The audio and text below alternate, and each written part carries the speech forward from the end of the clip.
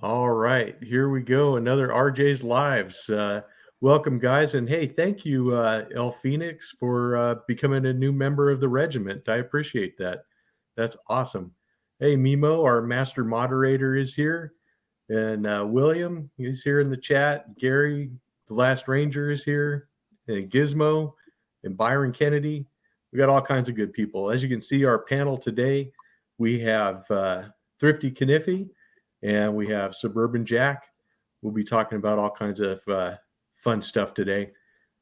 Today's theme we kind of stole from Jack's Instagram post because he showed off some really nice looking bone covered knives. So we'll just start with you, Jack. If you want to throw something up there, we can talk about that. Yeah, just 1 second. Sorry. Oh, sure. No problem. Hey, we got time. Yeah, see, okay. Here we go. And see what we got here. There we go. There's Tom from Knife Delights. I'm on my tablet. I don't know. It said that something's blocking my camera and microphone, and I went in and reset everything. It should be working. I don't know what's going on. So I can see you. I can hear you. Can you hear me? But as long as I'm here, right? Yeah. Can you hear us? I can hear you. Yep. Oh, okay. Well, then we're good. This is crazy. It is. Oh, well. You want to, the mystery of your safe, people were wondering all week. Were you able to ever open that thing? As soon as we went off the air, absolutely.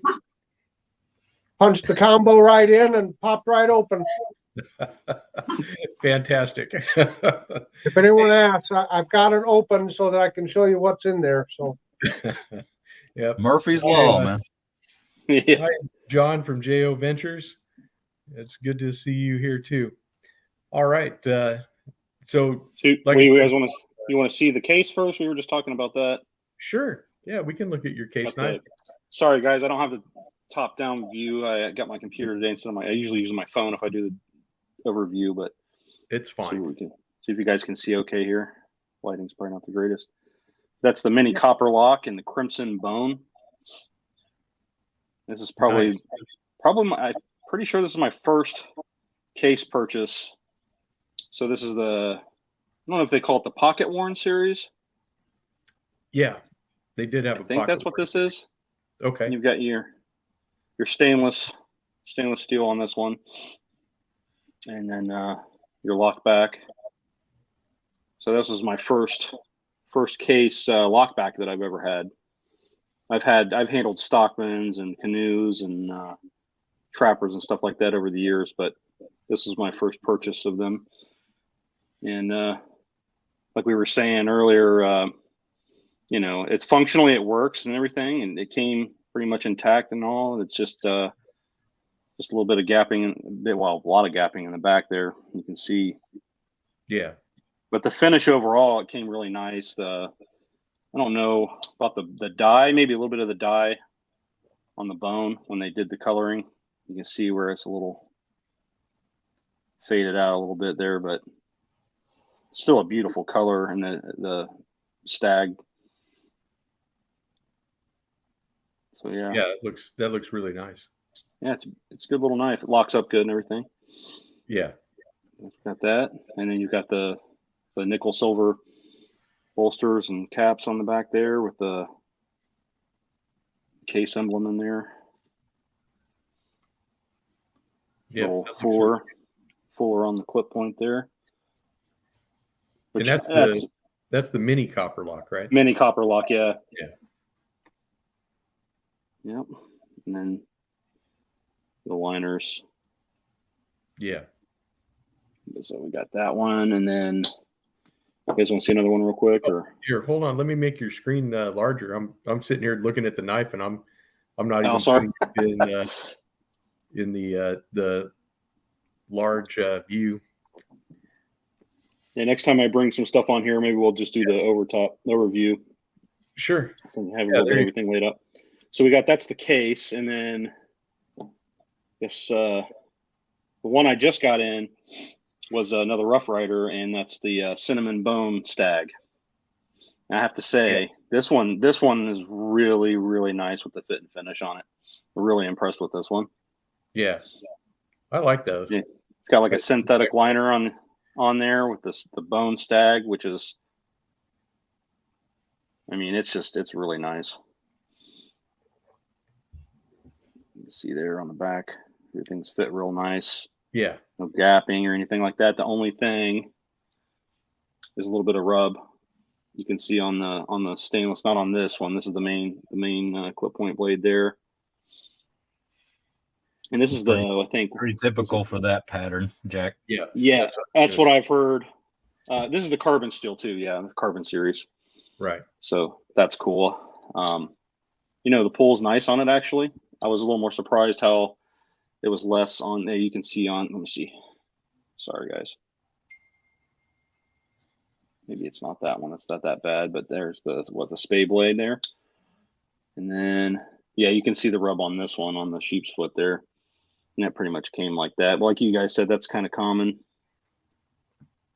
on these Stockman patterns. That's pretty much any Stockman pattern, really, right? Yeah. Because of the way the blades are bent a little bit to fit. Right. And I think, if they were not, to rub, then they'd probably be too loose, maybe, I would imagine. So this is how they fit them in there. Well, if you want to talk about Stockmans, we have the right guy on here. Because, okay. Yeah. I'm open to that. Thrifty, so yeah, there's that one. Thrifty is the Stockman king. Let me bring your screen up there. Yeah, see that. John. Me to talk about that. Yeah. Well, from what I've gathered over time is that it really comes down to how these blades are organized within the cavity, and you can see how some of them are offset, like here. Yeah. And then they have to put a kink. I'm not exactly whatever the terminology. All right. But it's like a kink in the blade in the middle blade.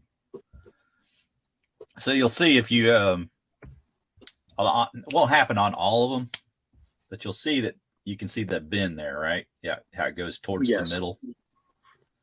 And it's all about how well they've done that, because that all has to be done by hand.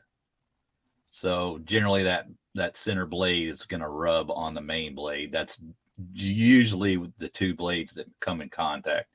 So almost always on that pattern, like you looked at, when you open up the sheep's foot, be a nice little stripe right there. You see that? Yeah. Yep. Same I see as that yours. One. Same sort of thing. So that just kind of comes with the territory, and you just learn to live with it. And which Stockman is that? That's a Rough Rider, but which series? Yeah, this is the Jumbo Stockman or the Texas Stockman. Nice. Okay. Yeah, and this is the I guess they're brown jig bone. Yeah, it looks good. Yes, it does. All right, who wants to go next? Well, I'll just make a comment. I think it was who was it? Someone made a comment about, we're always worried about blade centerings, and they pointed out the Stockman is a perfect example. Somebody literally takes a hammer and whacks that blade to bend it so it's not centered. So as long as your blades aren't rubbing, you're right. Okay. We put too much stock in having that perfect centering. Yeah, and I have something to say. CB Tactical is here in the chat, and he is having a giveaway. He's giving away a Leatherman Signal, so be sure to check out his channel and go to that video and leave a comment, and you can have an opportunity to win a fantastic multi-tool. So yeah, make sure to subscribe to him, leave a comment, and I was talking to him last night, and like, just subscribe. Leave one comment. Don't double comment, because he said you'll be eliminated if you do that. So, and it was a really nice Leatherman too. I don't remember what the model was, but it's the Signal. Yeah, it's nice. It was. I've always wanted one. Yeah, those are really good. Okay. Gary says, I see. I'm trying to catch up with the comments here, guys. Gary said to show the Culpeper by Kershaw. So, if somebody want to go with something else real quick, or do you want to see that? Well, here, if you have one, I don't have one. So let me. Yeah, I got it. Yeah, Tom, did you have something you wanted to show first? No, go right ahead. Okay, Jump right we in got there. the Culpeper, but this is the jig bone Oh, that's nice. Culpeper with the copper bolsters, and I think it's brass liners. Yeah, I like this one. I'm a big single bladed guy. I mean, I appreciate like the Stockmans and stuff, but I'm always drawn, of course, to a clip point and a single blade, especially if it's a good size. But that bone just looks fantastic. Now, this is the Chinese models from Kershaw, but it's done pretty nice. There's a little bit of complaining about it, but I guess more than anything, I guess it's about. Now this is D2. Also, let me get that out of the way because I know when you go on Smoky Mountain Knife Works, it's labeled under the 8CR or 7CR or something like that. But it is a D2 blade, and it came with a pretty good. See if we can get that on camera there. Came with a pretty good grind on there. I had to touch it up just a little bit on the ceramics, but that's a good looking blade. And the copper, I really like the copper on the bolsters. Yeah, it looks really nice. And they put it together pretty well. Let's see if you guys can see that on there. Something a little funky with the bone going on this side, but the measurements are pretty good. Whoop. That's me hurting myself. Doing the KC move there. Oh, I like that has the jimping on the blade too. Yeah, the jimping is actually pretty cool. I mean, now where some people are complaining about this one is the pull on it. Yeah, that was me. I'm guilty of that. Which I agree, because when I pulled it out, I thought, man, it's such a great knife. Like, why couldn't they make the spring a little better? But it is smooth, but it does snap into place pretty well. So, it's not just going to fly out or anything like that. And it's not a half stop either. So when you're, putting a little pressure on, you got to be careful not to push down too hard on that. But I think this is a great knife. If you go over to Smoky Mountain Knife Works, I'm not affiliated with them or anything, but if you go over there, they have a promotion still going on with these. They're discounted, and you can get the full copper handles on these, not just the bone. And they also have a Stockman like this with the same handles. So these are definitely worth picking up, in my opinion, for what they're going for over there. I think under $30, something like that. Gary said that the bone version loses the lanyard hole, but that one has a lanyard hole, right? Yeah, this one does. Maybe the Stockman doesn't. Yeah, the Stockman wouldn't. Those generally don't have a lanyard hole, but yeah, I saw that on there. The Kershaw. It's got Kershaw shield. Yeah, and it's put together really well. Like I said, everything's evened up.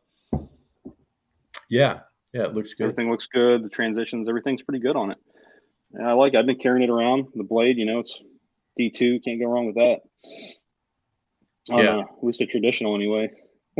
Definitely good. Nice to have the upgrade on the steel. Okay, Tom, did you have something you wanted to show? Oh, yes, I do actually. Guess what brand it is. Let's see. Would it be a buck? Buck? I'm shocked and amazed that you would know that. My new channel knife. Oh, look at that. Wow. That is cool. Now I got this at an antique store. Actually, I went in and I saw it, and what they wanted for it was $75, and I thought, man, I don't know. But I went and I called Mrs. Knife Delights. I did the right thing. I got permission. She said, go back and get it. Yeah. Smart man. But this was, so a viewer identified this knife. I couldn't find anything on it online. Oh, this good. is a Buck Model 475. It's called the Mini Mentor with the running deer cutout. And that cutout is 24 karat gold plated. Oh, wow.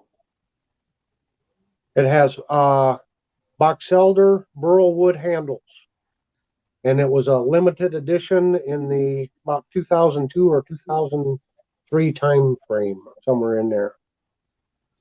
What do you think the original retail was? I don't know. I saw some on eBay that were somewhat similar to this, but it didn't have a gold plated deer. It had like deer prints in it or something, and they were asking a starting bid, I think $149. other models like a Vanguard buck that has some sort of a cutout in it and this and that, I saw for going for $200 to $300. So I think I got a steal. Yeah, I think you did. So, and by the way, everyone, I had some with technical. The gold. Yeah, I'd say anything with the gold is gonna jack the price up. Oh yeah, that's really cool. That is. It's a really cool. That's like a Skinner blade, right? Yeah, the way it narrows down here, I almost think it's like a caping knife. Yeah. Yeah. A caper, but yeah, it's definitely. I was not even aware that Buck had made this model. I guess back in the 90s they made this model. But with like Byron Kennedy said to give Mrs. Knife Delights kudos for allowing you to pick that up. Oh, don't believe me, I did. I'll probably be paying for it for a long time too, guys. So I just, and then the sheath is just a custom sheath because it doesn't say Buck Knives on it at all. Well, it just has the deer. The deer. The buck speaks for itself inside the blade. Exactly. Yeah, interesting. So yeah, very delighted to get this one. So since I had technical difficulties at the beginning, I don't know. It says my web browser won't allow my mic and camera. I don't know why. Everything's set right, but I just want to say thanks for having me on again, RJ. TK, it's great to finally be able to speak to you. And thanks for those great community posts you've been putting out. Those are very classy. Thank you. Oh, I appreciate it. And Suburban Jack, it's great to be back with you. That's good to see you, Tom. Well, I think everything's working now for you, Tom. So whatever they was telling you before, you're good to go. I'm on my tablet right now. So oh, I see. I'll have to figure out what's going on.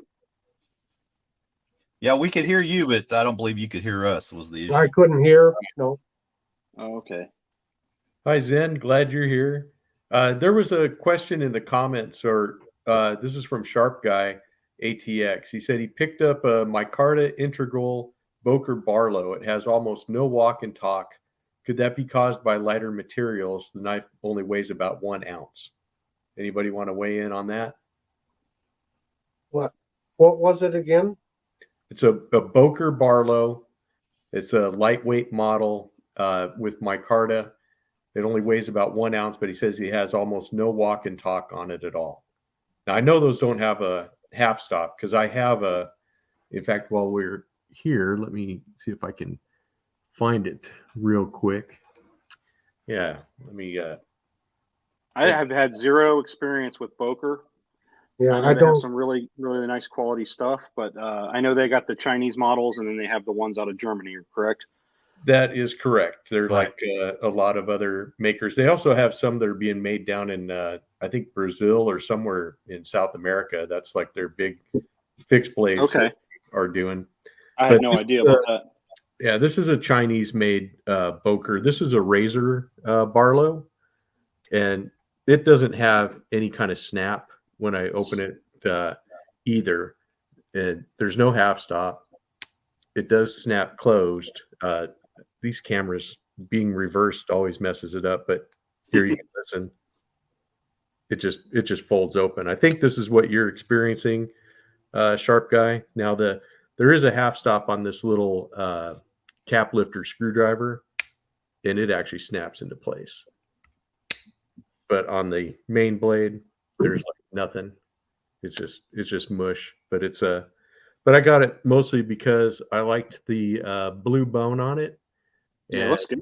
And it had a razor and a cap lifter, which is a different tool set. But see, even on the Tree brand, it's supposed to have red enamel in the back, and they were a little generous with the red enamel, so the chestnut tree or oak tree or whatever it is doesn't show up as good. But I liked it. It's not a bad knife. And then of course it says Tree brand on the razor blade itself there, which you guys can see. But yeah, this is one of the, I have only a couple of Bokers, but this one definitely I was a little bit disappointed in that one for sure. So hopefully that will answer your question that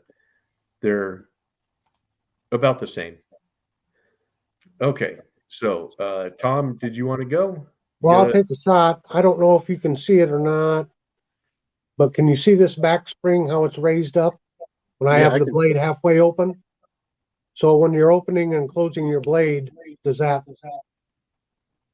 back spring pop up? See how it's coming up? Let me take a look. And Let's that's see. where you get a lot of your snap.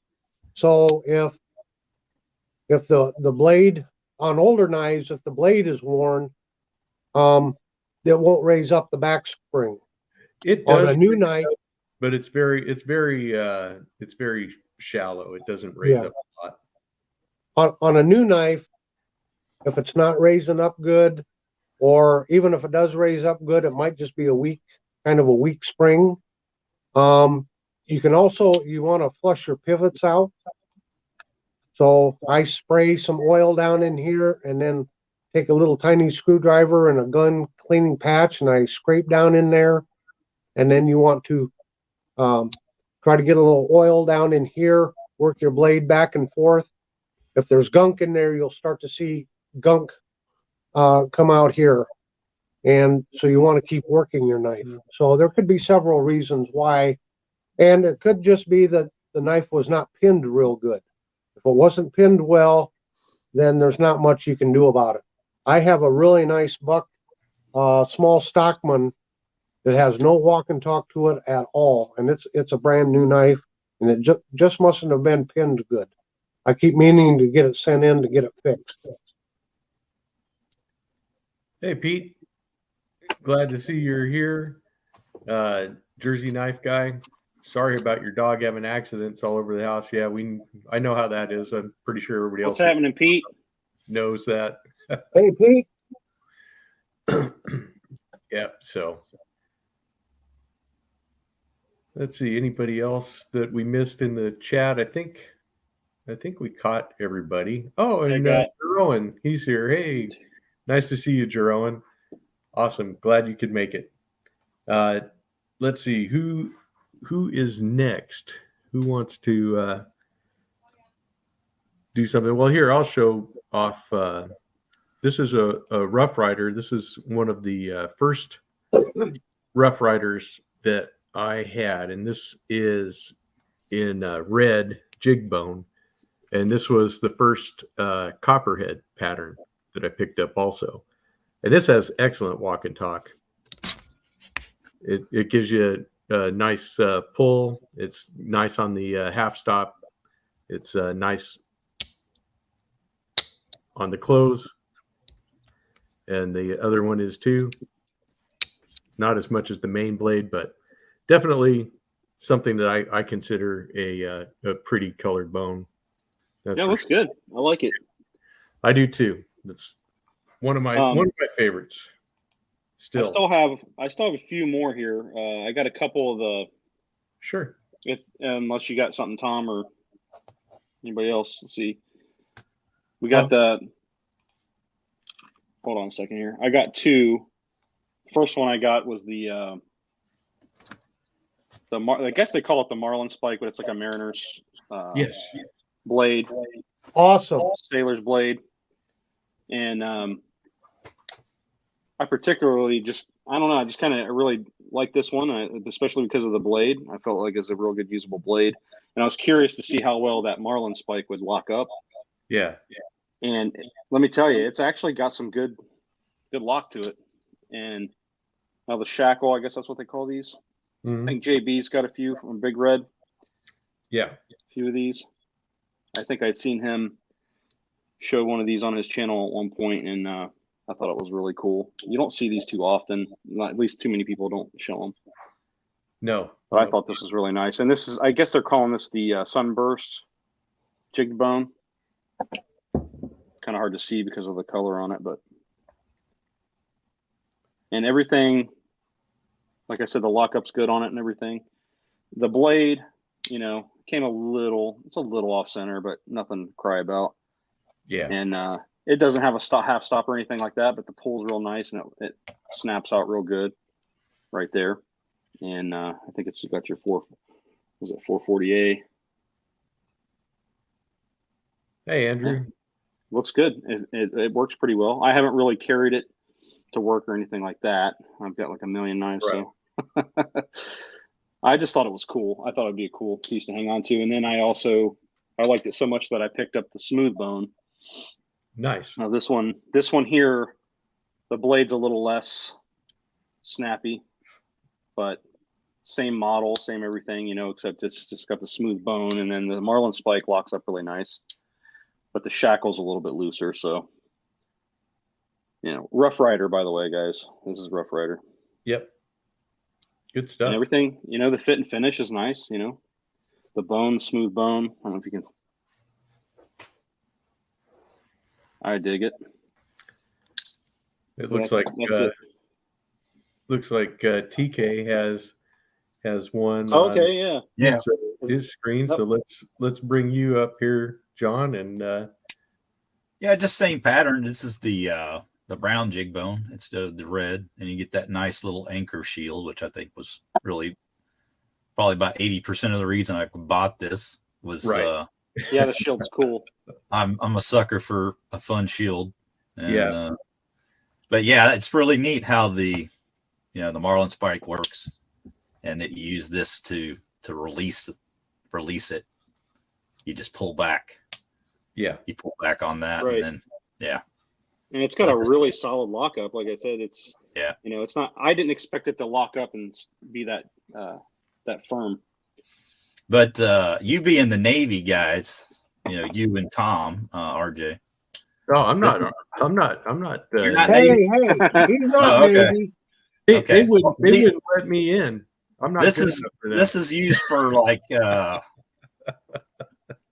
like making knife loops, right? Like you stick it into the rope and then you somehow, I don't know how it works, but you guys in the Navy should know how to do that. I would imagine that was something y'all were trained. But there's you stick it into the braid, right? And then you somehow like make two pieces of rope into one, and then it just like braids into itself or something. I don't know. I don't know. It's an art. It has several uses. Well, Yeah. speaking of Navy guys, the Master Mariner himself, JB from Big Red EDC, just showed up. There you go. He's the rope guy. He should know. He's the rope guy for sure. Line. Yeah, you Ropes should all day. definitely know that. Line. It's Oh. line. Line. Line. My apologies. See, I'm not Navy, so I don't know these things. Okay, so let's look at what you got there, Tom, because you speak nautical, right? This is my Camillus bosun's knife, is what we called them in the Navy. I got this. I was on a minesweeper. I got this, probably in '91 or '92. So it's a Camillus, and you can see it's been used. Pretty So, good shape yeah, in 91. What's that? That's in really good shape. Yeah, I used it a lot, and it was actually used. Another sailor gave it to me. So yeah, in the modern Navy, what we commonly refer to as rope is called line, and what we call cable is rope. So it's cable, rope, and it's line. And you never want to be around a chief petty officer and call line a rope, because you'll get it. You'll get chewed up one side down the other. But bosun's mates, they're the ones that work out on the deck. They're the deck hands, if you will. And a lot of them have one of these, or they have a nice line knife, and they'll have a separate Marlin spike hanging in a pouch off their belt. But yeah, so we call it a bosun's knife. But there's a lot of different names, mariner's knife, and so on and such forth. Yep, just thought I'd share mine. Awesome. That's cool. Nice. And then Byron wanted to remind you about sheets and halyards. So I guess he must know that stuff too. Yeah.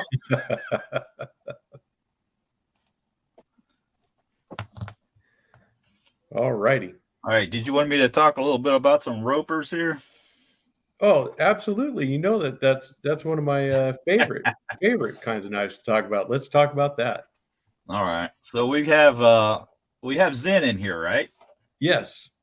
Okay. Just give me 1 second. Okay.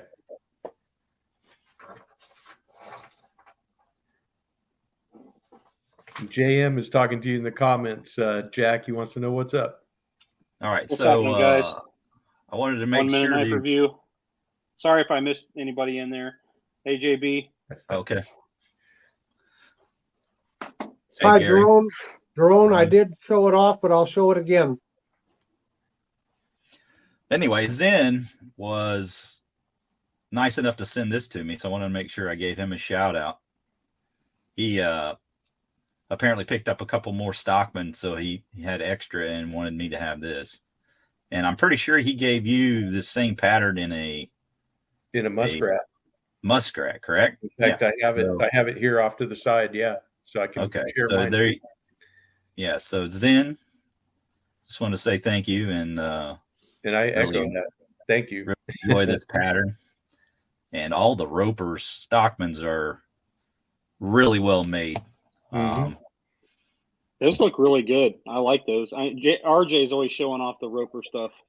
Yeah. Yep. He's a big fan of it, and yeah, we agree on Roper. We both enjoy him a lot. Now I One did of the little pick up nice touches on this. I'm sorry. Go ahead, Jack. I'm sorry. Go ahead. I interrupted. I apologize. I was just going to say that on the bolsters, you get this nice little accoutrement here, this rope on there, which I thought was just a really nice little touch.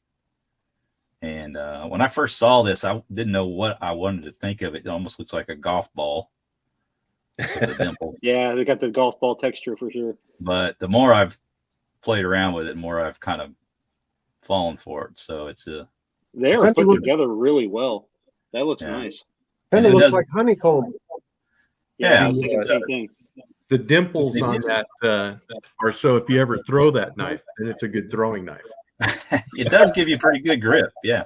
Gives you some aerodynamic. Yeah. Travels another 300 feet when you hit it off a tee. At least. But yeah, these are really, really well made. And I love the carbon blades.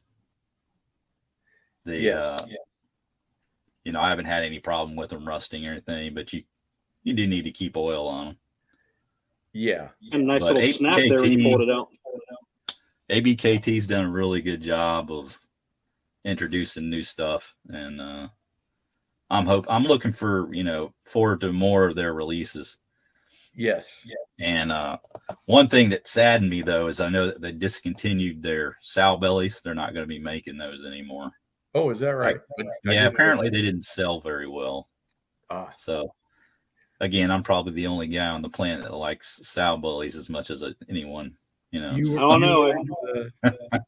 I heard Pete talking about sow bellies quite a bit there, Jersey Knife guy. Yeah. He was talking some good stuff about them. But yeah, so now I have 3 basically of the same knife, just different handles here. But thank you again, Zen. Just want to make sure I gave you a shout out. But go ahead, guys. Okay, I think did you have something, Jack, or? Actually, someone asked me about the Angry Watermelon. I got this is the tadpole. Well, let's do that. Yeah. So we got a Rough Rider knife again. This is actually a little assisted knife, if anybody was curious. I think a lot of guys in the community have seen this at some point or another, especially on Instagram and all that. But it's got like a G10. Called the actual name's Tadpole, and then they kind of ran with the name on it. The Angry Watermelon, which was nicknamed. I'm not sure who coined the name on that, but I know JB carries this thing quite a bit. Yes, and they just came out with another one that's actually painted with the watermelon face on it, the color scheme and whatnot. I don't have that one with me right now, but I had this one here, so figured to share real quick. Zen, the Roper model with the wood and bone covers, that's the Laredo Stag series. There's a Trapper and a Stockman in that. So I have some Ropers here that I was going to show off. See those for sure. Yeah, thanks for sharing those, Thrifty. Those look really, really nice. I like that top one especially. Yeah, this is the Pit Viper here at the top. And then remember that I have a discount code with them. If you go to ABKT, if you go to their website, use code RJS and you get 20% off everything on their website. but this is the Ash Viper, which is the other one in the Viper series, and it's got the same rope lines on it, but this is a Stockman, and just really love this thing. It's such a well-built knife. This was my first roper, by the way, was this Stockman model. But then I have a couple of them in red and green bone. I think these are the Chaparral series, and they're 2 Stockmans. And so I had to get both because they had the red and the green, and I thought they did a really good job with the bone on both of these. I got the green one first, but then I saw the red one and I was like, oh, I definitely got to have that. And the blade sets are the same on it. It's a little bit different in that the main blade is a Turkish blade, which is more almost like a skinning blade than that the other clip point. And then, of course, here's the Muskrat from Zen. So that same pattern, or same covers, but a different pattern. And I've been showing this knife off a lot because it's just such a good knife. I really like it. Oh wow, thank you, JM. I appreciate that. JM just gave us a shout out. I appreciate that for the super chat. That is awesome. Okay, I see Tom's got something there, so let's go catch up with what he's got. Oh, he's got that custom knife for Rowan. Jerome missed it and he wanted to see it, so there it is. So that's the Buck 475 Mini Mentor custom knife. And then, if I may, RJ, of course, this is the knife I was looking for last week. The Buck Duke. I couldn't get my safe open. But yeah, it's a limited edition Grizzly. They made 250 of them. It's got the Sambar stag on it. That is nice. That bolster's got a different angle on it too, don't it? It does. Yeah. Yeah, and then that Sambar stag is just beautiful. Comes with this really fancy pouch. Oh yeah, I like that. Wow. So, yeah, pretty neat knife. Yes, very cool. So that's what I was trying to get to last week. Now it says 1 of 250 on the blade. Is there a number on the either the sheath or the knife that says which one it is? Yeah, it's 117. Very nice. See if I can get it to focus in there. There it is. Yeah. 115, 117, something like that. But yeah. Very nice. So. Well, I see TK is lined up. Let's check in with him. Looks like he's got a buck. This is the 55. Tom showed this last week. I just wanted to have another look at it. I think this is a great little. Whoa! Uh-oh. Number 2 for the night. Well, how could you drop it? Party foul there. It's got a little bit of a little tension on that button there. It's a little harder to press than some others, but yeah, it's the 55 supposed to be, of course, that half number of the 110. So just really one of those knives I spent. I think they're $60. They're not cheap, but I don't know why the Buck prices things the way they do, because would you think that this knife would be cheaper than a 110, but it's actually the same price. Yeah. So it's half the size, but 100% of the price. 100% of the price. But there you go, Tom. Just in honor of Tom and his Bucks. Well, thank you. I appreciate that.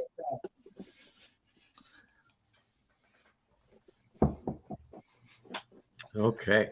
So is there let us know in the comments if there's any particular knife you want to see. And that between the four of us, we will probably have it or something close to it. Yes, quite possibly. Did you just want to look at some more bone handled knives? I thought that was kind of the theme of today. So we were. Oh, okay. Yeah, let's look at some bone. When you want to look at some bone here. Yeah. I do not, Gary. I do not have the Roper Stockman Viper pit bone. I do not have that one. All right, so this is the Go ahead, John. This is the Rough Rider Coke bottle, and it's Nice. basically just a folding hunter. It has a pretty decent sized blade on it, and you get that nail nick all the way down here at the bottom here, or at the tip, towards the edge. That's to give you leverage. Yeah, it doesn't really require it. It's not like a super hard pull or anything, but Right. A good size clip point blade there. Yeah, That's a huge one. That's for sure. It's a nice size blade there. You're looking at like 4-inch blade, so a Yeah. little over. But the Coke bottle pattern, I've always really enjoyed. This one is a non-symmetrical style, but if you get the the old Remington Right. style, you're talking expensive knife there. But I would prefer one of those Remingtons because this is not the symmetrical style. You get more of a flat top here. And that Coke bottle, it's more like this on top and bottom on those other style. So that's kind of one of those grail knives that I'll be looking for, at some point. But right now, the funds have to find other ways and other means. But I hear you on that. I have to make a phone call to my wife, and she'll let me spend a little more. Yeah, that's Good luck. Good luck. You're sweating when you make that call. That's right. It's not a fun call to make. Nope. Andrew wants to know if anybody has a Case 4-blade Congress, or really, I guess, any Congress. He's wanting to get a better look at it, and I do not have. I have a Congress I can show. Okay. All right. So let's see what you got there, Tom, while he's looking for that. While he's looking for his Congress, I do have a small miniature Congress I can look for also. Okay. But for bone, and RJ, you tell me, would you call this winter bottom? Yeah. I don't know. Yeah. Winter bottom? That looks like to me. Yeah. In fact, I have some here. I'll show next. This is a Hibbard, Spencer, and Bartlett little 2-bladed penknife. And that was a big hardware store. Oh, I'm going from memory. I want to say out of Chicago, but I'm not sure. But I think they ended up, through several iterations, ended up being True Value Hardware or something like that. So Do It Best or something. I don't know. I can't remember. But yeah. So that's a fairly old knife there. Hey, G-Ball and Gizmo. Do wives call you if they buy a new pocketbook? I don't know, but I'm not even gonna go there. That, I guess, that's between you and your own wife. But let me see here. Where did I just put it? Oh, here it is.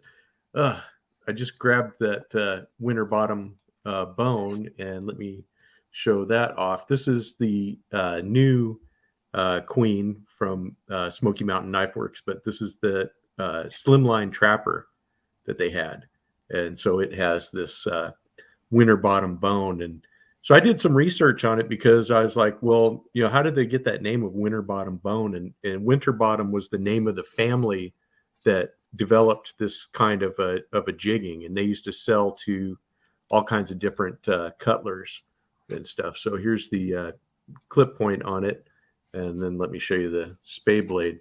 But Queen Cutlery was the big buyer of that winter bottom bone. So I guess that's something that Queen was known for, having a good selection of those knives. But that was how they came up with that name, because I didn't know if it had something to do with the color or whatever, but it was the family name. And I see TK, he has the Barlow here on deck. And TK, is that Roper Stockman that you had? Was that the pit bone or Viper? Because Gary, the Last Ranger, was Yeah, that one I think. This is the Pit Viper. Yeah. Yeah, that's the Pit Viper. Okay, so is that the one you were asking about, Gary? Because he was in the chat. Oh, thank you, Pete. Thank you for the super chat. That is awesome. Yes, thank you. And hey, Tom Weingart says they don't call you before they max out every credit card you have either. That's true. I see the buckshot bone there. Yep, the buckshot bone and the Winterbottom bone. All right, Go so ahead, John. someone was asking about the Congress. This is actually my only example, and it's not the largest one. They make larger ones. So this was like a 3 3/4 inch length, but they do make larger Congress. It just comes with 4 blades. So you've got I don't think they're all consistent in terms of what blades they have. You're going to have variances in that. Okay, so you got a little pin blade here and then a little sheep's foot over here. And then we go to the other side. And you're asking me not to cut myself here. But this is another little, I guess, sheep's foot? What would you call that, guys? Coping blade, maybe? It's almost like a sax blade. Yeah. But it's almost like a coping. Yeah. Yeah, almost like a coping blade, I think. And this is like an octopus when you get it out here. But yeah, these blades look like they're pretty much identical. Maybe this one slightly larger. It's hard. Nah, I think they're the same. So yeah, four blades with 2 the same. But I'm not super familiar with the Congress just because I don't really own. This is, like I said, the only one I own. But the unique shape is sort of like a boomerang, right? That's kind of the easiest way to tell. Now, maybe you guys can tell me, I'm not sure, but was there someone historically that was a politician back in the day that carried this, that gave it its name, or was there some particular reason? That's a good question. Well, actually, I don't. Sorry, Tom. Go ahead. Go ahead, Tom.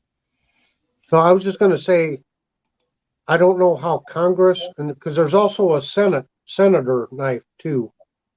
But I believe Abe Lincoln used to carry a Congress. Okay. But how it came up with that name, I don't know. Well, it came up with the name from what I understand because a Congress was like a coming together, and they had different styles of those. So you had the 4-blade. Lincoln, when he was assassinated, had a 6-bladed Congress in his pockets when he was when they were going through all his effects. So it's definitely, I think, not so much as a dealing with the politics and the political houses. Although your description of a Congress knife, John, saying that you got 4 blades, but 2 of them are the same, kind of like how our parties are today. Right. That's right. We got. Oh, you're treading in dangerous waters there, but yeah, that's kind of the idea. But did you want to take a look at this, the Winterbottom? Yeah, let's take a look at that real quick. This is the same series of knife that RJ was just showing with his trapper, and this is just the Barlow pattern. But this is a incredible budget piece. I mean, for $15, that's just stupid how good this knife is.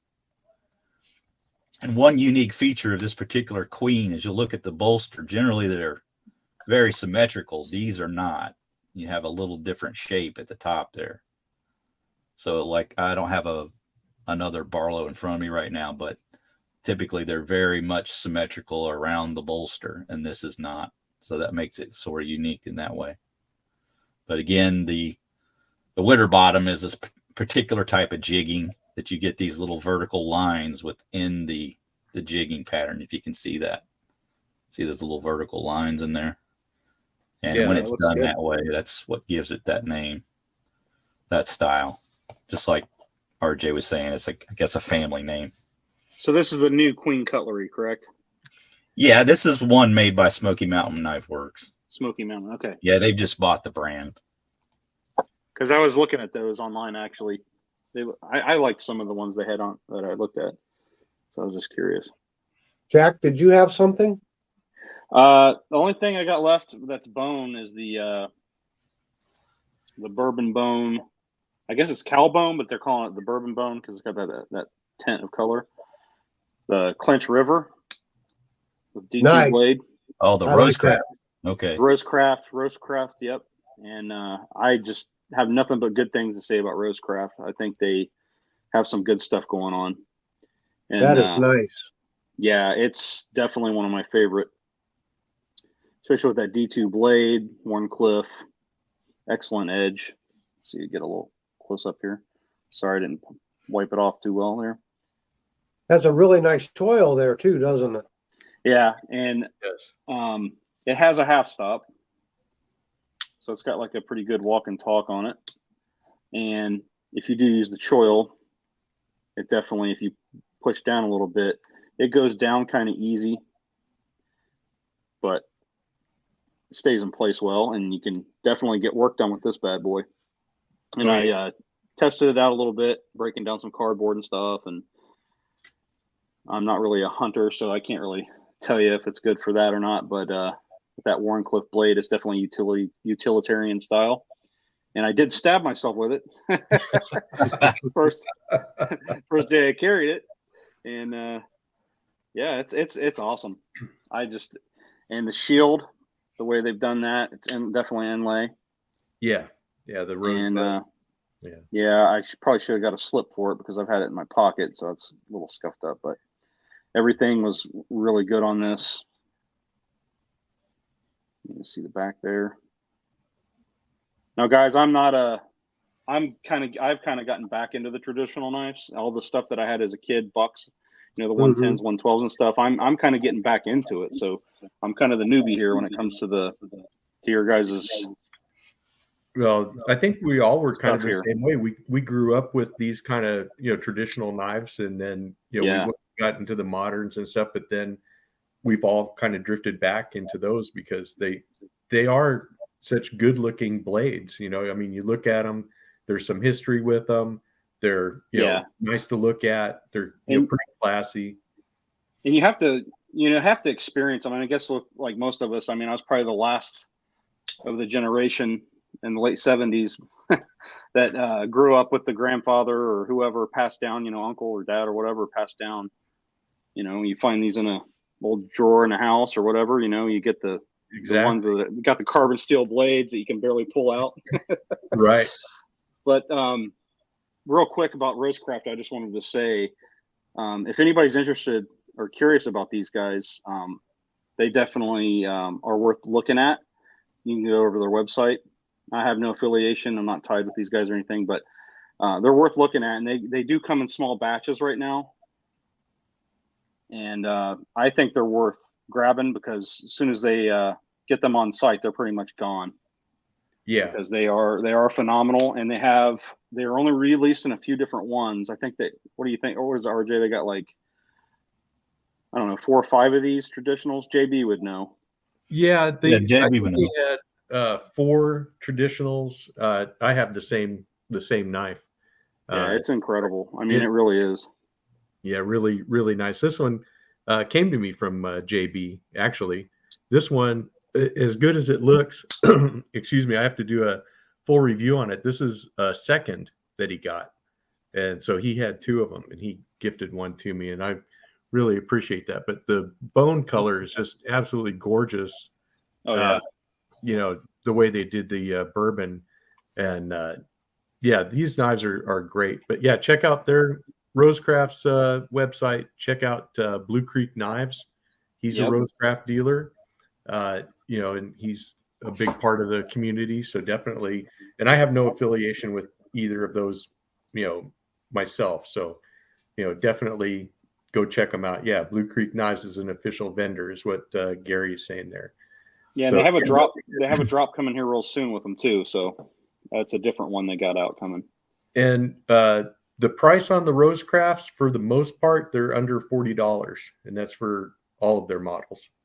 It's the moderns and the traditionals. So most of them are 40, probably from $30 to $50, I would say. Yeah. But what do you got there, John? We'll go ahead. I was just going to add to what you guys were saying that the Rosecraft traditional knives are all designed at this point by Andy Armstrong.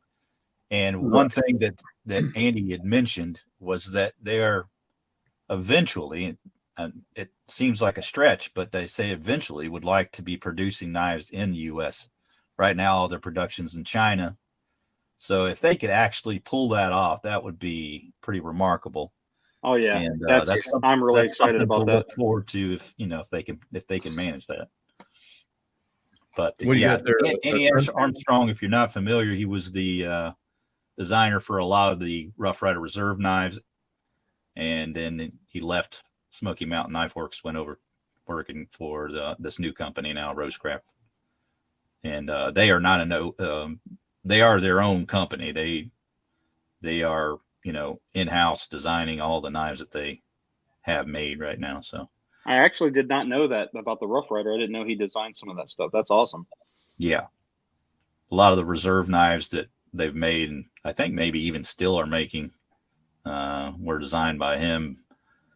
Of course, there's like a 2-year lag in production, so some of the stuff I think maybe even coming out now may have been made by him. I'm not sure, but they have another designer now. Well, they've had the same guy that had multiple designers that I know is responsible for the Rough Rider line now, but Andy was definitely a big part of that, several years ago.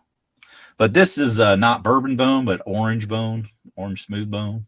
This is an old classic Rough Riders, probably 15 years old or more. They're definitely not making this anymore. And this is just a elephant toe or sunfish pattern, I guess. Yeah, it looks like sunfish, but sunfish pattern. Cool. And have these nice beefy spear point blade. Yeah. And you can tell this is an older one because it's got that older anvil etch on the blade. And Rough Rider script on the tang. Okay, nice. And look at the you can hear the snap on that guy. It's pretty ridiculous. Yeah. RJ, you've got the blue sunfish, right? Yeah, I don't have it here. If you guys want to wait a second, I can go grab it. But yeah, I have the Blue Mule, and I do have the Blue Mule. I'm sorry. Yeah, because here, let me switch out screens. I'll show you the one I do have with me, which is this Marbles, and this is in the white smooth bone. So it's the same blade set, but just really nice and simple with that. But definitely you get that nice big beefy blade, and then but there's no snap like that one on the Blue Mule. That one for sure is a great knife. Yep, I got that same knife, RJ. Oh, that's a pen blade, right? RJ, is that a pen blade on the other side? That's a big size pen blade. That's what it is. Yeah, if you have a big pen, you got that thing. Yeah, for sure. But here's another old Rough Rider that I was going to show is this one. This is an older one, and it's got a really nice bone on that.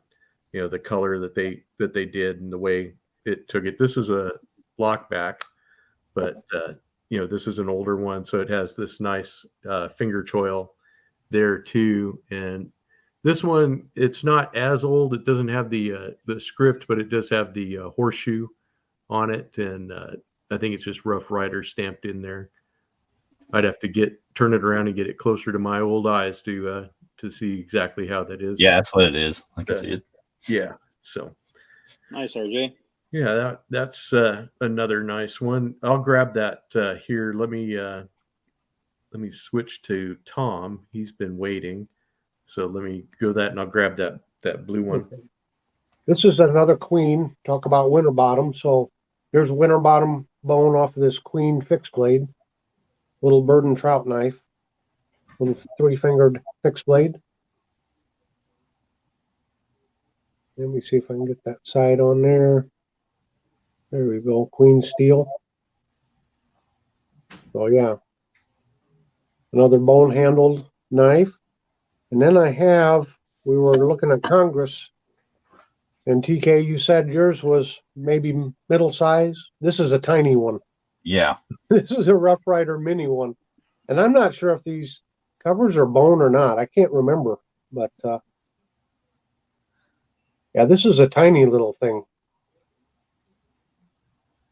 So I didn't have any Congress pattern, and I was ordering some other stuff and happened to see this one, and it was just a few bucks more. So I thought, well, I'll just grab one just so I can say I have a Congress. Yeah, for sure. For those guys that just like want one knife to carry, and they're not like big knife people, but they want a knife, that kind of knife, it's like ideal.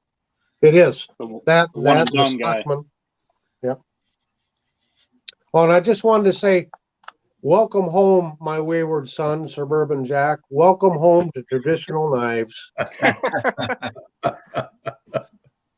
I knew you'd be back. Awesome. All right. Yeah. There you go, TK. You want to show off your... Yeah, this is the exact same knife that RJ just showed, this white smooth bone marbles, right? And the thing that's kind of neat is that Rough Rider makes the white smooth bone elephant toe, so you kind of get a idea of the differences in the patterns here. This sunfish and this is the elephant toe. A little shorter, a little different shape where it's slightly tapered downward to the other bolster. But you can see that the blades are super similar. Not quite as large.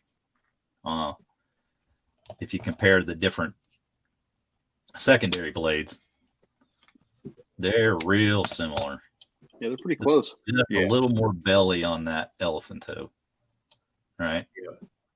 And then the main blade, I think they're almost identical, I think. I haven't looked at them recently, so I'll have to kind of reevaluate it. But yeah, that might be a little more body on that blade. Yeah, it's a big boy there. Very similar. Yeah. Yeah. But yeah, so there you go. There's the difference if you want to know between an elephant toe and a sunfish. Nice. Okay. So I get to answer 2 questions and show off 2 knives, which is nice. So we'll go with Zen. Ollie, he wanted to know if I had any of the Rough Rider with the carbon steel and the cinnamon bone. And yes, I do. I have the Barlow, which I thought this Barlow was really super nice, really clean, and with a really great clip blade on that one. I thought this was really nice. It doesn't have an R on the bolster, and it doesn't have a shield on it either, which is really nice.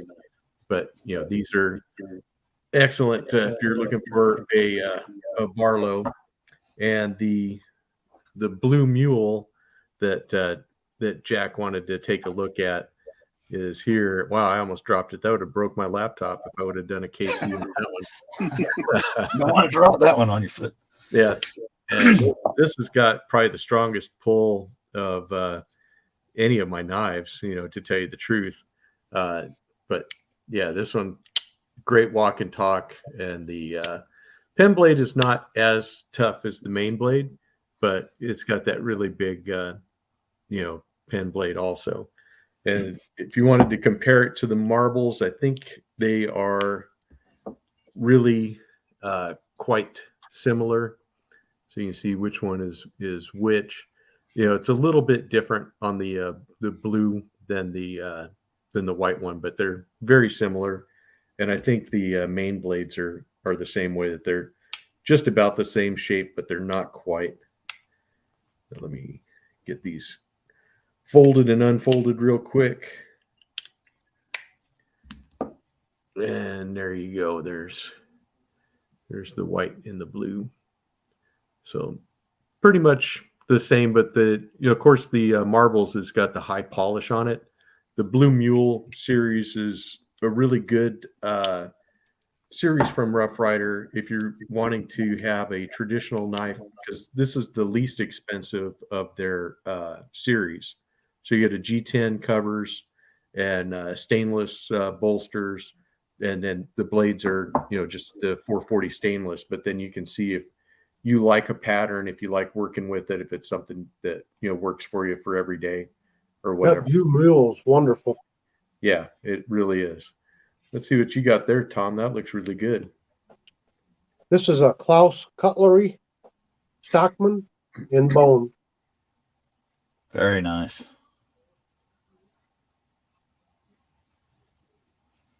See if we can get the tang stamp up there.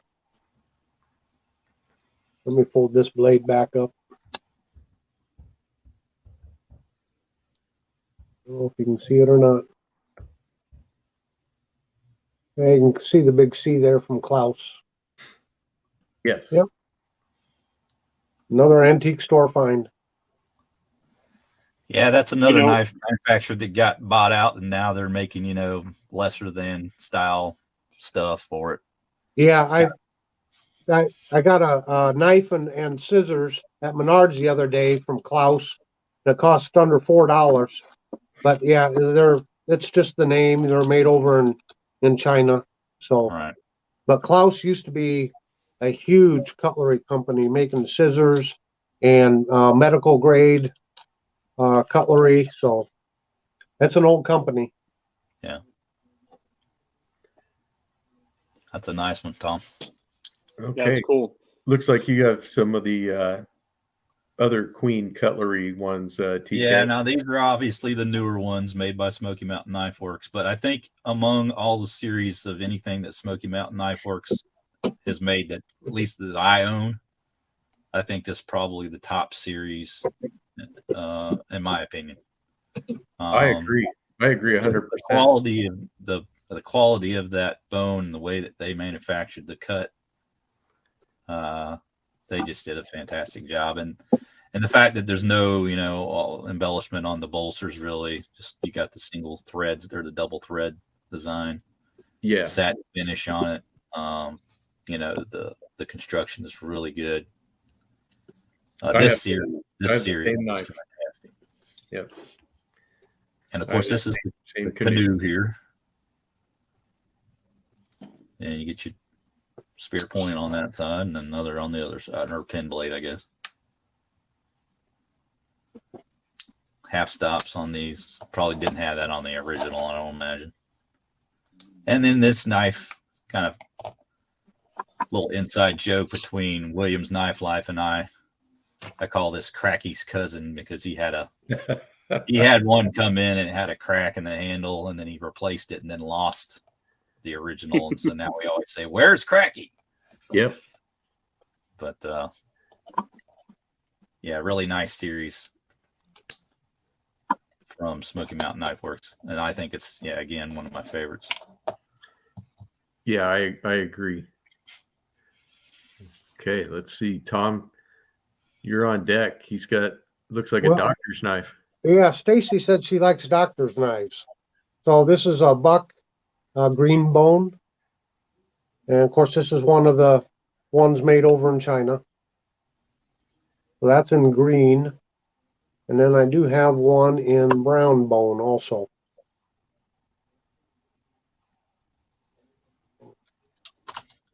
I think they did a really good job on these. I agree. I really like. They're good looking knives. Yeah, they sure are. I wanted to get some more. They got one in black bone, and then they got some in the same colors, but just the single blade. Yeah, I've seen the single bladed ones. Yeah.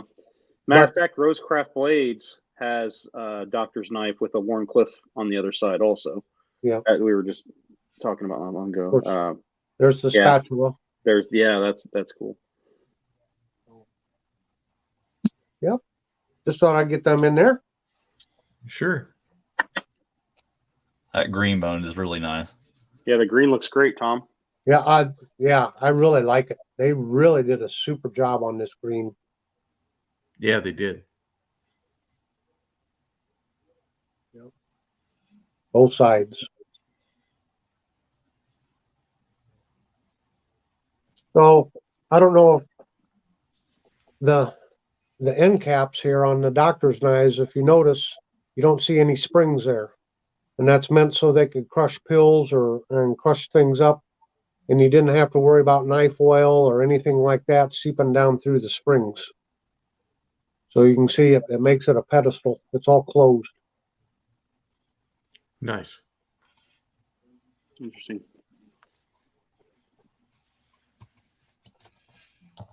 Okay. RJ, I got a question for you. Yes, sir. What is your favorite pattern on a traditional knife? I guess everybody can answer this one if they want to. Putting them on a hot spot. Well, I'm not in a hot spot because I actually have one right here. In fact, this is a debut. I haven't shown this to anybody, but my brother-in-law gave me a gift of a case trapper, and here it is right here. And if you can see, it's got the Freemason symbol on it. So this is a Freemason commemorative, but I love how they did this blue bone, but really a two-bladed trapper is my favorite. I like the full size. I like the mini size. I got a couple of them that are over here to the side. I probably should have known the answer to that though, because you always talk about trappers. But hey, RJ, do you know the technical name for the dye color that they're using there? I do not know the technical name of that. No, I'd have to go look that up and see. Okay. Because I know they have one that's called like a Rogers blue bone. I have a Rogers jig bone right here. Yeah, but that's different. It's darker, right? That's darker. Well, blue. This is the. Oh yeah, okay. It's like in a brown, but it's almost like a corncob right type jigging. So the Rogers is the jigging style. Okay. Right, that's the jigging style. And then here's the peach seed amber jig. Oh, nice. Yeah, I love these knives. I brought out a couple. This is the copper there. The sod buster there. Nice. Yep. And then let's see, here's my case canoe with that same amber jig seed. Yeah, that's a beautiful knife too. It is. I love this one because it's got the Indian in the canoe. Oh yeah, the canoe on there. Yeah. I love that. Yeah, it's such a cool knife. Let's see. But yeah, I don't know what the jigging pattern is on that one or not. It's just, You mean the color? Yeah. On this blue one? Yeah. Yeah. I don't know what the jigging pattern is on it, but I love the color on it. Is just this nice blue. I'll do a review on this one, and you'll be able to see it more detail. Yeah, that's a good looking knife, RJ. It is. And he told me. TK, what was that? So go ahead, RJ. Oh, I was just going to say, he told me to use that one. He says, don't let it be a safe queen. He goes, I want you to use it. I said, okay. I was going to ask TK what that knife was he had before the sod buster was down there. Oh, before the sod buster. This one, yeah. This is a Joker, and they call this the pointer. But it's kind of weird because Joker, I think, names a lot of their knives by the blade shape more than they necessarily name it by the handle style. So it gets a little confusing. But this particular pointer is what they call in this one. Let me zoom out a little bit here. This has got you actually got the finger grooves on this one. They also make one that doesn't. But this is actual legit stag bone. Yeah, that's caught my eye. It's got like a good contour to it too. You're right. It's very thick. But among any of the knives that I've seen made by manufacturers that have like genuine stag, these Joker knives have been like the most affordable. I think this knife was only around $42 or something like that. Oh, wow. And for what you get, it just blows my mind. Do they give you a carbon blade on that? What is that? No, this is actually 1.4116, was the same steel as you'll find on Swiss Army knives. Oh yeah, okay. So it's a good, I guess, maybe 420 or 440. I'm not exactly sure what it would compare to, but yeah, it's not carbon.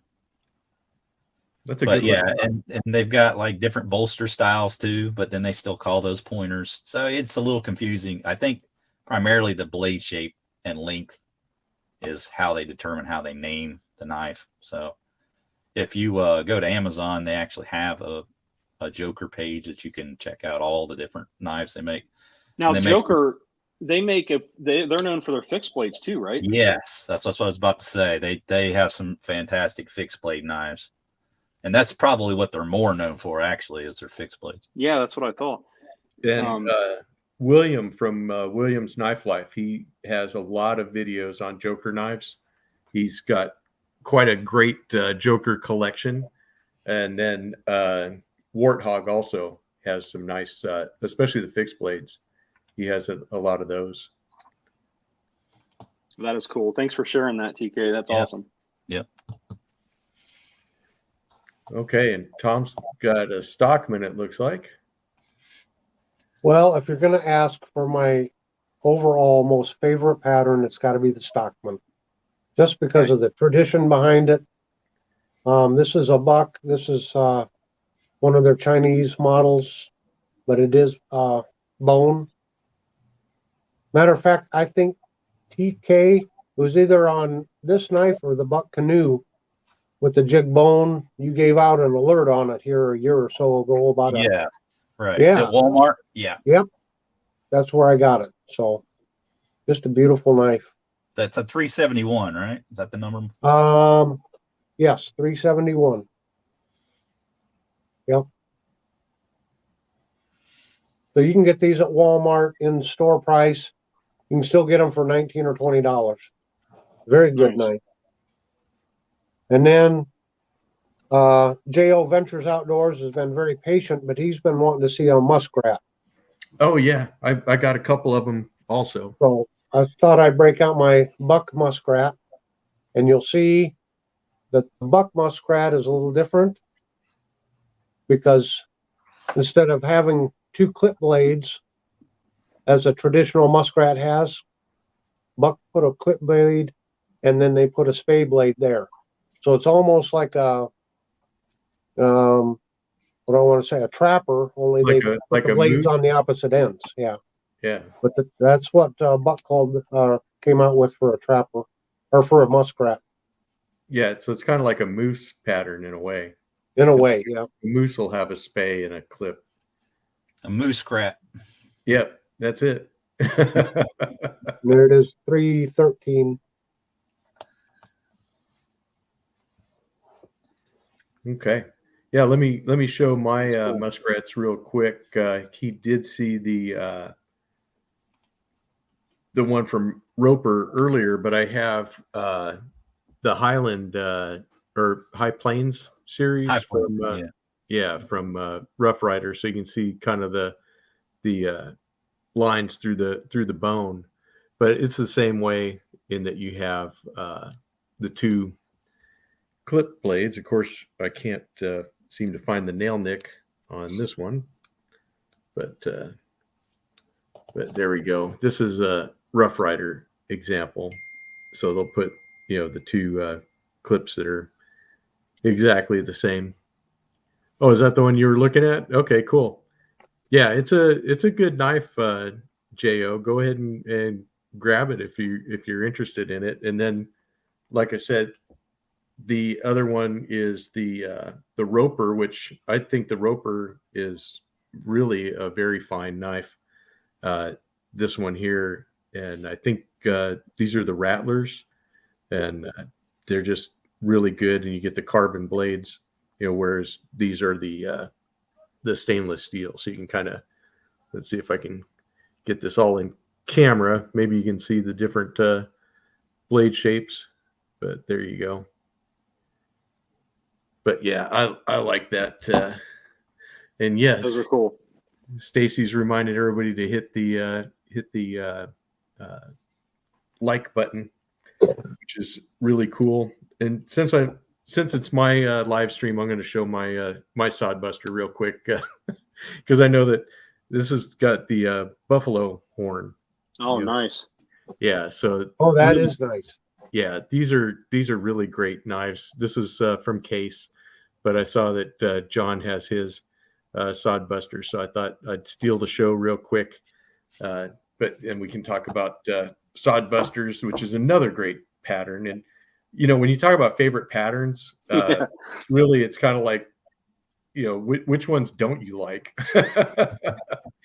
Okay, go ahead, Tom, and then we'll go to John. Okay, yep. And just one quick, this is the improved muskrat by Schrade. And as you can see, this knife was well used. Yes, sir. As a matter of fact, I think the tips broke off of that one there.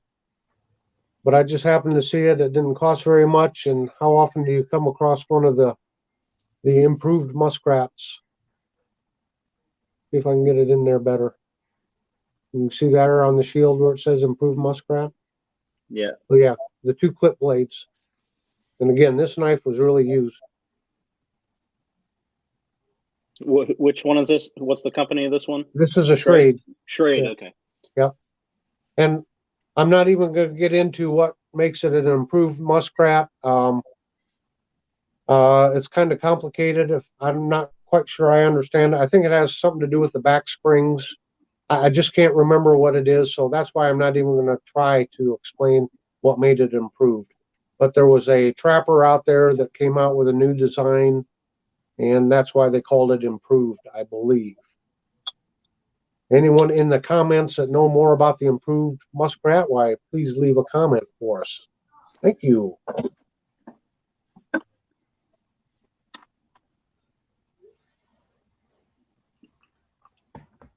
Okay, let's get over to John and see what he's got there. Some good looking knives. I'm just going to make a quick comment about this. We looked at the 371 that Tom had, and this is another of those Walmart Chinese made with the bone handles. This is actually the 379, a little smaller knife, just a single blade. And this one's kind of special to me because this is my father-in-law's, and I asked him to give me something to remember him by, and this is what he gave me. So that's terrific. That's awesome. That is terrific. This one's got some sentimentality. Nice. Nail protected me. There you go. I think I have that, but mine has just the plain wood covers to it. Okay, yeah. I'm not even sure if they're making this anymore. I honestly don't know. That's sweet looking. Now look, guys, we gotta not have any blood and guts, or they'll strike my video down.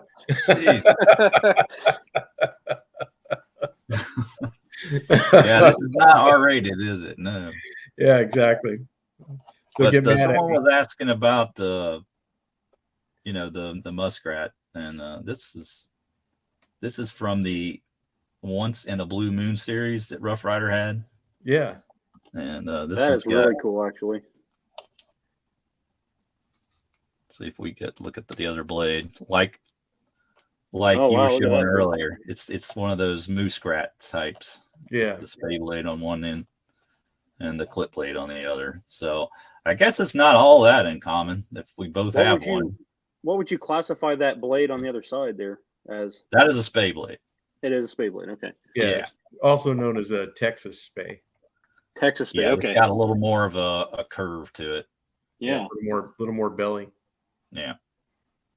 Very cool. And it gives you that. Everybody hates it when I do that because it makes everybody cringe.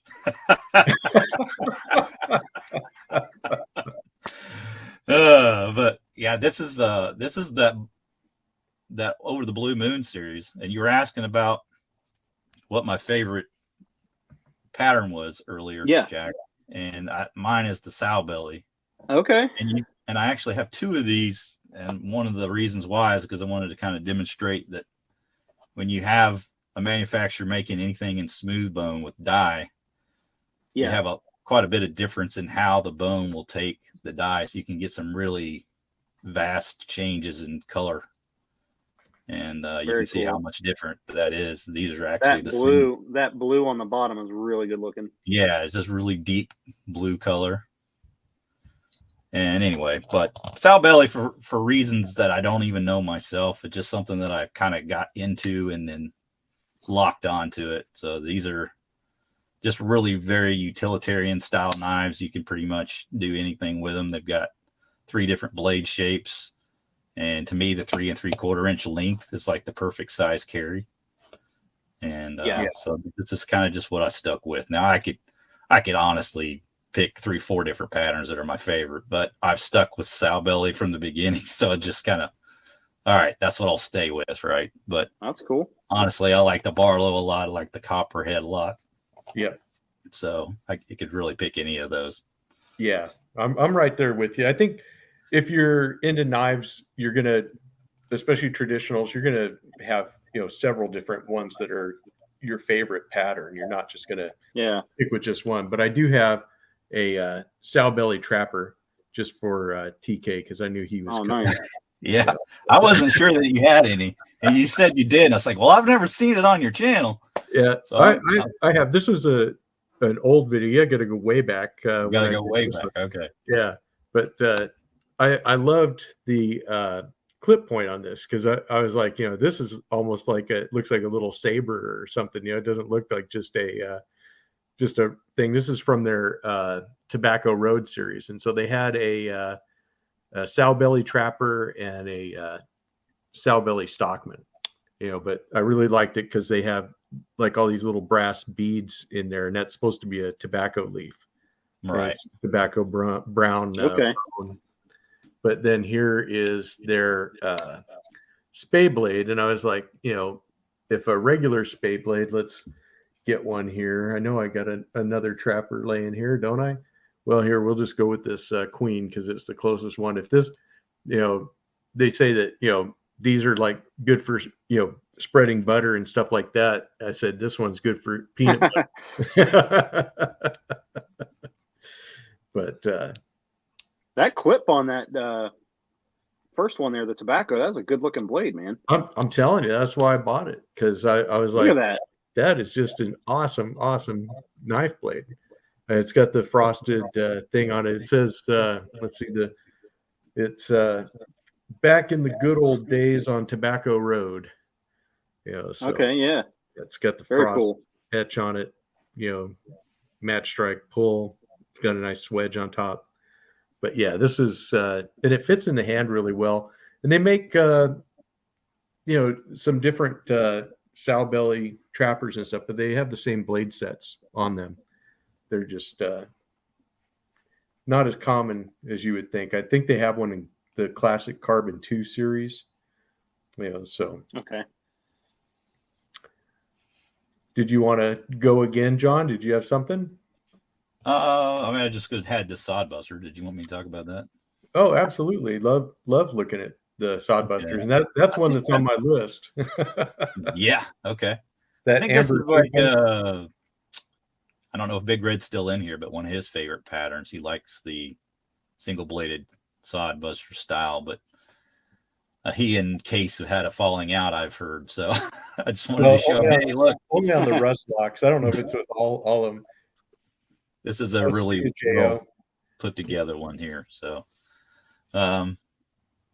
And just that, again, peach seed jig bone. Yeah, I love that. And between the 6.5 stag or bone stag and these handles, these are my two favorite handle types from Case material. Yeah, that's nice. Yeah. And I've always, I've kind of propped up the Imperial Sodbuster as being like one of the best value knives on the planet. We'll see you 1 minute. A lot of guys are jumping out. They're going over to see JB filling in for Zach. So, oh, okay. All right. But go ahead. But anyway, I was just going to say that I don't have it right in front of me, but I was going to ask maybe RJ if you did. Do you have the Imperial Sodbuster? I can go get it. Don't worry about it if it's a hassle. I was just going to say that's probably like for the people that are really into, the budget knives that are looking for like something that's going to be very durable and last a long time. I don't know that you can buy a cheaper knife that's going to be as good as that Imperial Sodbuster style one. So I just wanted to make sure I pointed that out because I don't always spend, $85 or $80 on I guess this was cheaper than that, maybe around the $40 range. No, that's cool to know because me being a newer person, getting back into the traditionals and stuff, I've been that's why I enjoy buying the Rough Riders, because they make good knives, and I'm trying to get a feel on different patterns and whatnot. That's why I was asking you guys what your favorites were. Yeah, well, like the Buell Mule series that we were talking about, this is just a really good knife for exploration. The Imperial one, find out if you like the pattern. Yeah. Okay, so you made me break out all my sod busters, which is fine. There you go. That's the one. Yeah, this is the Imperial. So it's got this black composite, handle material, but it's got the really nice, bird's eye pivot, same blade shape, and these things are still, I think, under $10. Oh, wow. Right. This is now these are what would be considered a junior size, because these are the smaller ones. They come in two sizes. So you have the Sodbuster and the Sodbuster Junior, and I think the Sodbuster is going to be your 4-inch handle, and these guys I think are about 3.5. And these are perfect for just everyday, throw in your pocket, work, do whatever you're going to do. Now I have a couple of different ones. This is from Robert Kloss, and this is called the Coal Miner, and these are actually made over in Italy, and these are inexpensive. So they have two sizes. These were on Amazon, and they were also, I think, under $20, for them. So that's a nice one. So you see it says Inox for the stainless, and I don't know if you can see on there, but these are made over in Italy, but forget if it actually has the thing. These were made over in the Hen and Rooster factory, so really interesting thing. So the Coal Miner was the smaller one, and I think there's one that's like some kind of a bull or steer name on it. And then here's my working case, which is the little orange Sodbuster Junior. So this is what actually gets taken out. The buffalo horn one definitely is a safe queen. and that one's a little more expensive, but I actually found that buffalo horn one on sale a couple of years back. So the orange ones are fine. The black composite, the yellow composite, definitely get one. They have them case. I think they still are right around $40. RJ? For one. Yes, sir. Drone was asking, can you guys tell me why they put brass liners in a lot of traditional knives? Do you want to try tackling that question? I think it's just to hold the covers in place. It's kind of like the frame of the knife. Brass instead of steel, I think is what why brass instead of steel? Yeah, I mean, as far as I know, one, it just looks nice, and two, it doesn't rust. So I guess that's why I would say they started using brass. Well, also brass kind of has a natural lubricity to it. Yep. So when you have a knife and it's opening and closing against itself, that provides a little bit of lubrication. But then if you had steel liners and a steel knife and say it got wet, you could have it all rust together. Yeah, you wouldn't be able to get it apart. That, and it would contract and expand with the weather too. So you wouldn't have to worry about your pins quite so bad. Yep. I thought also that there was I could be wrong about this, but when you're opening and closing the knife, it creates a natural groove because the brass will accept the steel into it. So you create a smooth action that way. I don't know if there's anything to that, but I think there may be. I'd probably say yes to all the above. Yeah, I agree. Well, what you got there, is that a brother knife? It is. And speaking of brass liners, not any on this one, stainless. But this is that brother, one of my favorite brother knives. And I've had those things in my cart so many times. They look good. I like them. Yeah, the blade shape on this is really unique. I think it's a really nice grind. The swedging on it. Yeah, and VG10, that's also a big plus. Right, VG10. and you get the Yeah. bone on this one. And everybody has speculated as to why they call it a cowfish. I have no idea, really. They say that this is supposed to look like a fish, but this looks like a fat sword to me. Yeah. I think they have a carbon fiber one, and that's the They bone did. one, right? Yeah. Yeah, they have both carbon fiber and the bone, and I got the bone. So It looks good. that's another company to check out, Jack, if you're looking to For get sure. into. Yeah, that just reaffirmed me wanting to get one now. Yeah. Of course, I'll have to ask Chinese permission. made, obviously, but yeah, brother, they've got a pretty wide selection of stuff too. So there's probably something you Awesome. can find you like. Yeah, and here I got another one for you. Jack is the good old timer, and this is their bone trapper. Nice. So their trapper is pretty nice because it fits in the middle size between a case mini trapper and the full size trapper. So these guys are about 3 3/4 inches. So there's your clip point, and then you have your spay blade. But these are definitely affordable. They're made in China now, but you can still find the older ones on eBay and stuff, the USA made ones. But Okay, nice.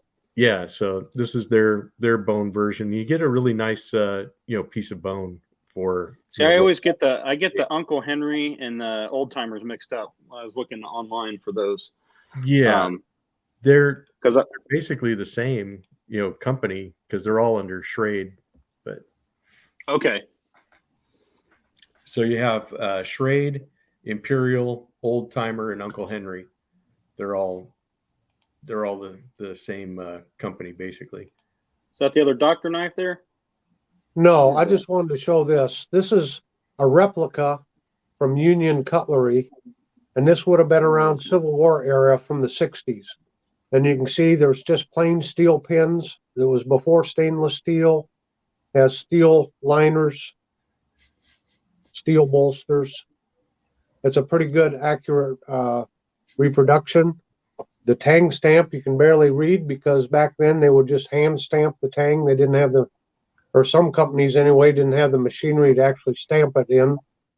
And if you look at fit and finish, you can see gaps. But you know what? This is kind of how they were made back then. They slapped them together, especially during the wartime. They were just trying to get them out as fast as they could. So sure. It's a good size blade. What's that? That's a good size blade too. Yeah, it's a very nice spear point blade on here. Yeah. So that's just kind of a look of, and of course the Barlow pattern was around back then too. So yeah, that's just kind of what they used to look like. Very cool. You got the greatest antique shop in the world near you somewhere. I'm telling you. Well, I got this. I got this online. There's a website called Sutler of Fort Scott, and I haven't checked within the last few days. They're also supposed to be coming out with a replica hobo knife that they were hoping to have up and available before Christmas. But a sutler shop, or sutlers were basically civilians that followed the armies there during the war, and they would sell things to the soldiers. So I'm a Civil War reenactor, so that's why. Oh, no kidding. Yeah, I collect some of these types of things. That's awesome, Tom. They call those nomadic resellers. Yeah, exactly. anything to make a buck off those soldiers, you know. Yeah, that's it's right. Like the Indians, they'd follow the buffalo around, right? Yeah, exactly. Yeah. Oh, that was cool, Tom. Thanks for sharing the history on that. Oh, you're welcome. That's another great thing about traditionals too. We'd love to hear about. That's why I buy some of these from the antique shops. Maybe the blades aren't any good on them anymore, but I just love investigating the company history and the different patterns and cover materials, and it's just a lot of fun for me. Like having your ugly knife from the other day. Oh, did you? Yeah. Yeah. What a knife. I'm telling you, that was a cool one. That's for sure. I got Okay, guys. talking about just one more here, RJ. Yeah, sure. This was kind of my ode to the antique shop, because I'll do the same thing. If I go on road trips or something, I always try to take, the road less traveled and kind of support the small towns. Yes. Did my camera flip around? What happened? I think I'm mirrored or something right now. Yeah, so you're mirrored. Yeah. But anyway, this is a Buster Brown made knife. Well, it's not made by them. I'm imagining it's made by Camillus or someone else. Yeah. OEM. But if you remember back in the day, Buster Brown was a Buster shoe Brown company. shoes. Yeah. And anybody that's our age has probably been inside Buster Brown to get an ugly pair of shoes. I always hated having to get dress shoes when I was a kid. I know that. And probably had a couple of pair of Buster Browns that I wore like only on Sundays. Right. But this is an old 30s knife. You got the old style all there. Really sharp. Oh, that's sweet. Oh, yeah. One of the other dead giveaways for the age of it is the can opener. You got the old style. Well, if I can find the damn thing. It's in there somewhere. There you go. Oh, yeah. Look at that one. Yeah, the old style can opener there. Yep. And so, yeah, this is a really great find. And I think I probably paid like $12 for this thing. I mean, it's just stupid. Yeah. And it's got the real, wood handles on it. Missing the clevis. Right. God, I keep going backwards here. This side, right here. That's the problem I have with this StreamYard thing. It seems like everything is backwards and mirrored image, and it's hard to show what you're wanting to show. Yeah. But, I think that's part of the fun of people watching it, though. They enjoy seeing all kinds of crazy shenanigans from the watching my knife fly off into my foot. Yeah, that's fun. Well, you had your safety shoes on, right? I have socks on is what I have on. Okay, let's go back there and let's see what you got there, Tom. Well, I'll sneak this one in. I can't forget this one.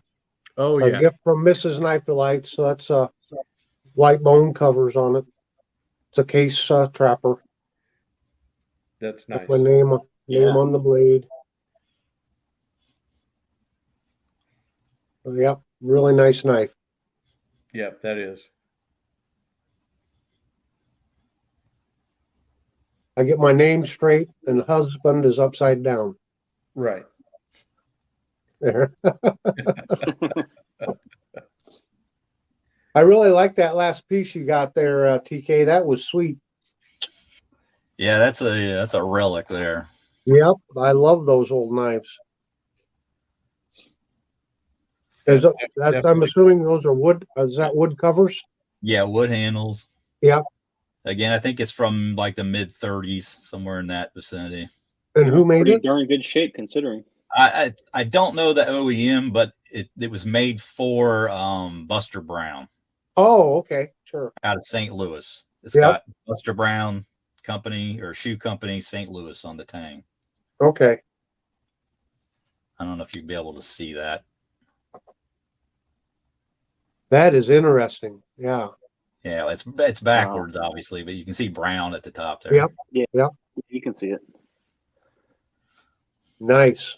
Very cool. That's the other thing. I like finding those I don't know, unknown tang stamps. Or there were so many knife companies and so many people that made them for other people. Camillus made a lot of knives for like Sears and a lot of the hardware stores. So it's just fun to find those different tang stamps. Yeah, you definitely find stuff you're like, I didn't think they made knives, and then you find out that you're right, they didn't, but they were made by somebody else for them. And Sears is a really good example, and Montgomery Ward. Yep. Right. Western Auto. Yeah.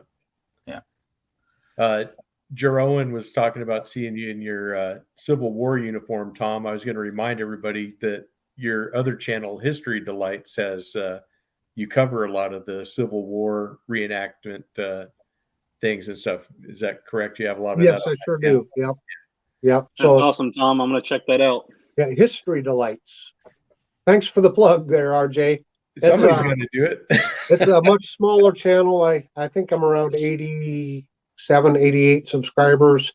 It's a lot harder to put a history video together than it is a knife review. So I don't have a lot of content up there yet, but we're working on it. I just finished a 3-part series in the local history here in the county I live in, and I'll be doing some more of those. But yeah, that's another fun project of mine. I love history. Yeah, so definitely. And yeah, you can see me in my uniform at some of the reenactments. And someone asked the question. Yes, I am a Billy Yank. I am not a Johnny Reb. I was just about to ask that. Yeah. Although sometimes we show up and they don't have enough Johnny Rebs, so I switch sides. So. So The Rebs, they wore the gray, right? Is that well? That? No. At the very beginning of the war, both sides wore both. Okay. I had an uncle that served in an Illinois unit, and their first. You got to remember when the war first broke out, there was only about 15,000 federal soldiers in the United States Army. Mm-hmm. So all of the soldiers that started out on both sides were basically state militia soldiers. So they wore the uniform of their state militia. So you had rebels wearing maybe blue pants and a gray coat, or gray pants and a blue coat, and vice versa for the North. It wasn't till a year or two into the war that they got those uniforms standardized. Now that played out at the first Battle of Manassas because they misidentified some troops, and that's how Stonewall Jackson was able to turn that battle around at Manassas. The Union should have won that very first battle, but they messed up. It also happened at Wilson's Creek in Missouri, a battle very early on in the war. One of the Union regiments that was guarding one of the flanks saw another regiment walking up, and they were mostly in blue, so they thought they were friendly, and they ended up to be Rebs, and the tide of the battle turned. So it was very confusing at the very beginning. Well, there's already, let's say the fog of war already. So then you add a uniform issue on top of it. Well, actually, Iowa's first uniforms were gray. The governor, Lincoln called for volunteers, so the governor appointed a committee to go to Chicago, and they sent a report back that they found the finest gray wool, et cetera, et cetera. So the Iowa 1st Volunteer Infantry Division was dressed in gray, and at the Battle of Wilson's Creek, they were nicknamed the Greyhounds because they looked so sharp in their gray uniforms, and they marched very smartly and very swiftly. So they got nicknamed the Greyhounds. Very interesting. So TK, there was a question Andrew had about that Buster Brown knife. He asked if it had a clip-in clevis or one with a rivet, but I don't know if you can tell because I think you said that it was missing when you got it. Yeah, I would. If I had to guess, I would say it was a what do you call the second style you just mentioned? The rivet. Yeah. Oh, I see you're going, Pete. Hey, thanks for hanging out with us. We'll see you next time. See you, Pete. Take care, Pete. Take care, Pete. And Zen said, "See ya, Yankee." Nice. Oh goodness. Love it. Oh boy. Love it. Okay. So did anybody have anything else? I think we might be about knifed out. I think we went through most of the stuff we have. Yeah, I didn't have too much laid out today. No, that's okay. It was good to have you, Jack. And Thanks. I gotta tell you, thanks again, Tom, for showing up. And John, thank you so much for spending the time to be with us this afternoon. Yeah, nice meeting you too, John. Appreciate Yep. it, guys. Yeah, you bet, John. It was kind of fun to get the original traveling knife crew together, right, Tom? Oh yeah, that's right. It was. Yep, and it was that white bone canoe. That's right. It was that white bone canoe.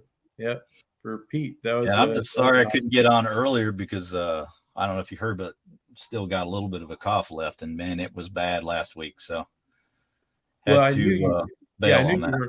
I knew you weren't feeling well, but I'm glad that you were here, and I'd love to have you come on again in the future. Yeah, sure thing. Yeah, actually, right. I've bought 2 of those white bone marble canoes, and I don't have either one. They've both been given away. I need to order a 3rd one. Oh, and Gizmo says that Buster Brown knife was a Boy Scout pattern unofficial model. Okay. Yes, thank you, Mimo. Thank you, KJ Gas. Thank you, CB. Yes, that hole was for a lanyard ring or a bail or a clevis, whatever you want to call it, CB. Thank you, JM. It was a great show. We had a lot of fun here today, guys. It was fun. Do this again. So, yeah, John, Jack, RJ, all the viewers, it's been great. All right. Well, we're going to go ahead and end it here. And thank you, everybody, for watching. And thanks for being here, guys. And let's see here. There we go.